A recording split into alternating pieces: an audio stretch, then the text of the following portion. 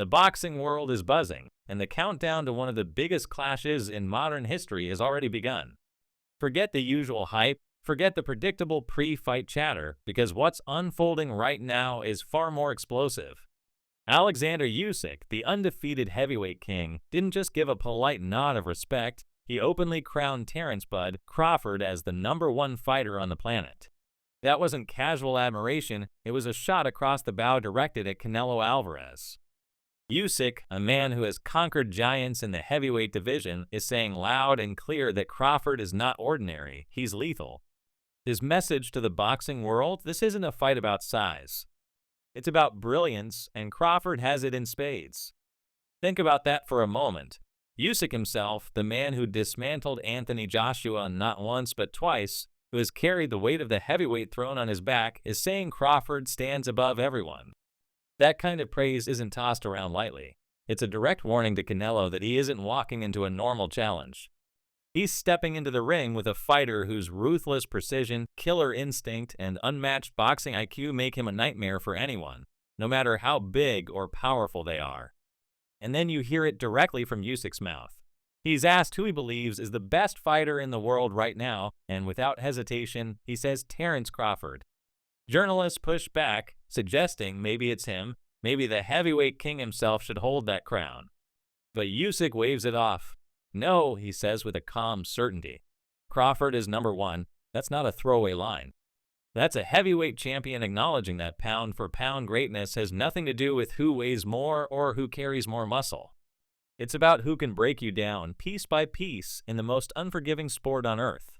Eddie Hearn, one of the most powerful promoters in the game, doesn't sugarcoat it either. He warns that this is danger territory for Canelo.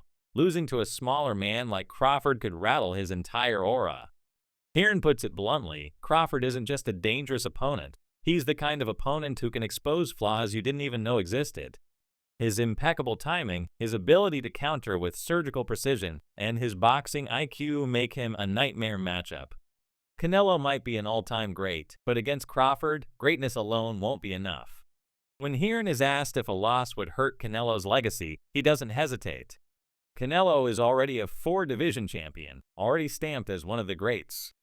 But he admits something crucial: this might be the wrong fight for him. Because while the money was too big to ignore, losing to someone moving up from 147 and 154 pounds makes the risk enormous.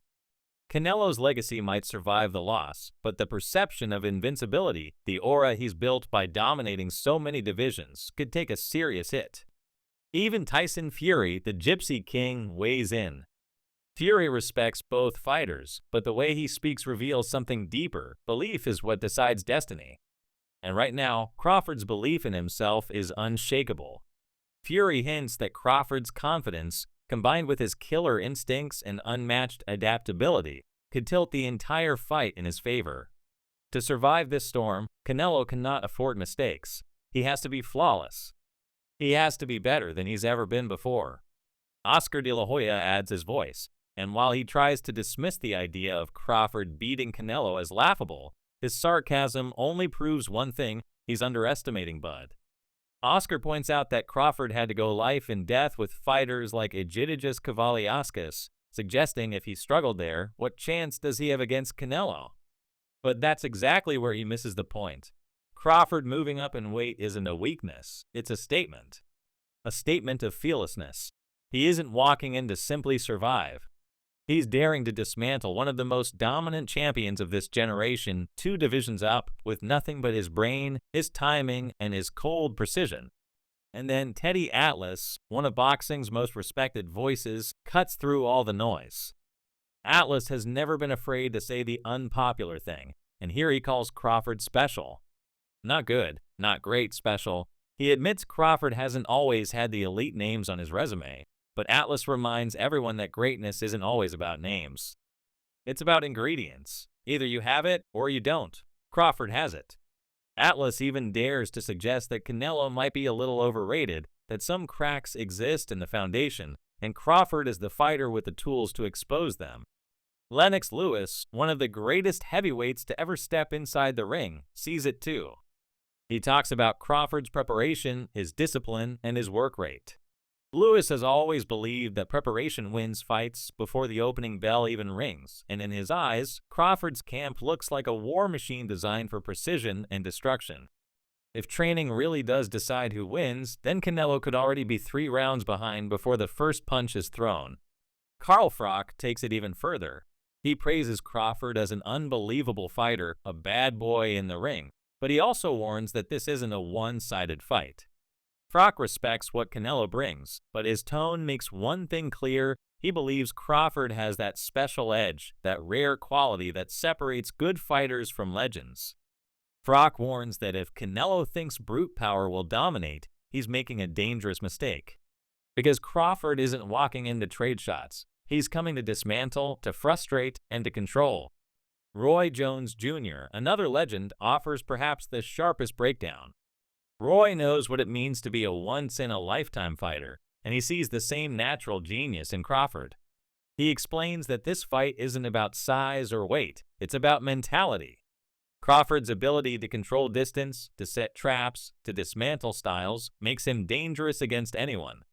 But Roy also issues a warning. If Canelo comes in arrogant, if he walks in believing he can just outbox Crawford with ease, then he's done.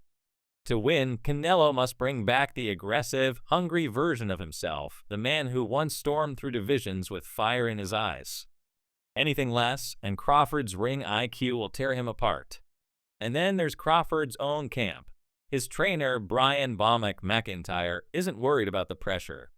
While the world sees this as a legacy-defining moment, Team Crawford views it as business as usual. No pressure, no nerves, just execution. Bomber makes it clear they've been preparing for this fight like they do every other one, with the same cold calculation and laser focus. That kind of calmness, that kind of composure should terrify Canelo's camp.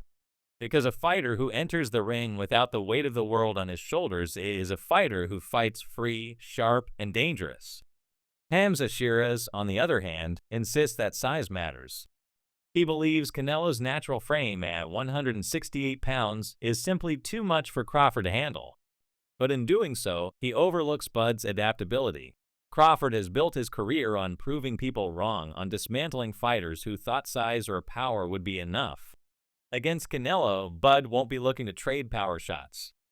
He'll be looking to frustrate, to neutralize, and to turn Canelo's strengths into weaknesses.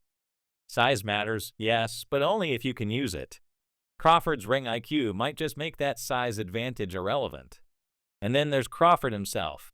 When he speaks, it's with a calm certainty that sends chills down your spine. There's no trash talk, no hype, just a promise. He knows Canelo is dangerous. He respects the challenge, but Crawford makes it clear he isn't stepping into the ring to participate. He's stepping in to dominate. His preparation has been surgical. Endless sparring rounds, endless film study, countless hours building traps specifically designed to exploit Canelo's habits. He plans to frustrate Canelo, force him into mistakes, and drown him in tactical pressure until the Mexican superstar finds himself in a fight he can't win. Roy Jones adds a twist when he says fans expecting a size mismatch are in for a shock. This fight won't be what people think. Canelo isn't guaranteed to steamroll just because he's the bigger man. Crawford isn't entering as the underdog. He's entering as the sharper weapon. Brute force only works if the other man allows it. Against a fighter with Crawford's versatility, brute force could become useless. The stage is now set. The boxing world is holding its breath as Terence "Bud" Crawford and Canelo Alvarez prepare to collide in a battle that will define an era. This isn't about belts, though there are plenty on the line. This is about legacy, pride, and supremacy. Crawford, the master technician with ice-cold precision and unmatched adaptability, dares to climb 2 weight classes in search of greatness. On the other side stands Canelo, the Mexican powerhouse, armed with destructive body shots, thunderous counters, and years of championship experience. It's calculated genius versus controlled aggression. It's surgical precision against brute strength. It's a battle for the throne of the pound-for-pound king. If Crawford wins, he doesn't just beat Canelo, he carves his name into history as the undisputed #1 fighter of this generation. If Canelo prevails, his legacy ascends even higher, untouchable among the all-time greats. The stakes have never been higher. The tension has never been thicker. This is more than just a fight, it's a generational moment. And soon, the world will watch history being written. So the only question left is, whose side are you on? Are you backing Bud's brilliance or betting on Canelo's power? Because when the bell rings, there will be no excuses, no hiding, no second chances. Two men will walk into the ring, but only one will walk out with the crown. This isn't just the fight of the year. This is the fight of the decade.